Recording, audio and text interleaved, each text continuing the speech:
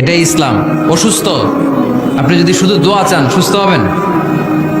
চিকিৎসা করা সুন্নাহ। যেই রোগ হয়েছে ওই রোগের চিকিৎসা নেওয়া কি সুন্নাহ। আল্লাহর হাবিব অসুস্থ হলে চিকিৎসা নিতেন।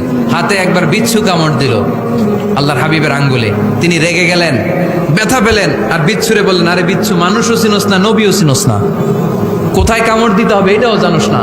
কিন্তু কামড় যখন দিয়ে ফেলছে বিশ্বনবী ব্যথা পাচ্ছেন।